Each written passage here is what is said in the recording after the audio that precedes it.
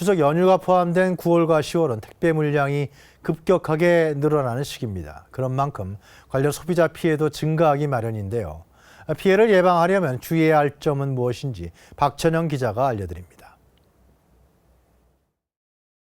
지난해 9월 택배로 굴비를 주문한 A씨는 주문할 때 경비실 위탁금지 문구를 기재했습니다. 2주가 지나도 택배는 오지 않았고 확인 결과 경비실에 도착해 있던 굴비는 이미 부패한 상태였습니다. 배상을 요구했지만 택배 사업자는 배송은 정상 완료됐다며 이를 거부했습니다. 2018년 한 홈페이지를 통해 문화상품권 200만 원어치를 할인받아 구매한 B씨. 구매 이후 지속적으로 상품권이 발송되지 않아 대금 환급을 위해 계속해서 연락을 취했지만 업체와는 끝내 연락이 닿지 않았습니다. 택배와 상품권 관련 피해가 늘어나는 시기입니다. 피해 유형부터 살펴보겠습니다. 택배 피해로는 파손되거나 훼손되는 사례가 40%를 넘어서며 가장 많았고요. 분실도 40%에 육박하며 뒤를 이었습니다.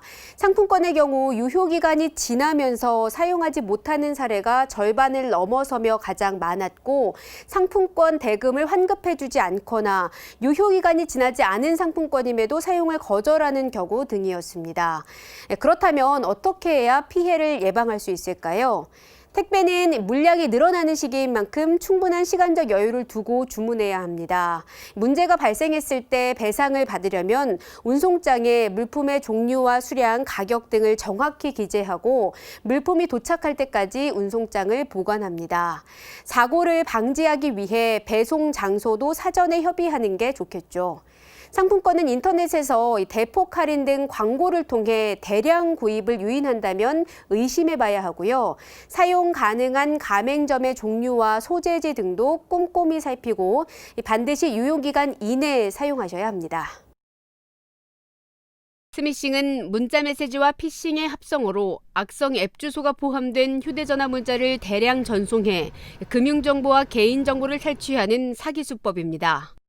올해 8월까지 스미싱 탐지 건수는 지난해 같은 기간보다 400% 가까이 급증했습니다. 주문한 상품 배달 장소의 도로명 주소가 일치하지 않는다며 URL 클릭을 유도하거나 또 명절 선물로 모바일 상품권을 보냈다며 클릭을 유도합니다. 공공기관을 사칭하기도 하는데요. 건강검진 통지서를 확인하라고 하고요. 최근 들어서는 코로나19 확진자의 이동 경로를 확인하라거나 긴급재난자금을 사칭하는 문자 메시지도 있습니다.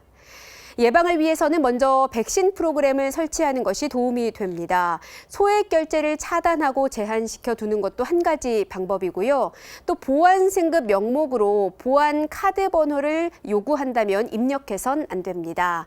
보안 강화 서비스에도 적극적으로 가입해 주시기 바랍니다. 마지막으로 링크 클릭은 각별히 주의해야 한다는 점 기억하셔야겠습니다.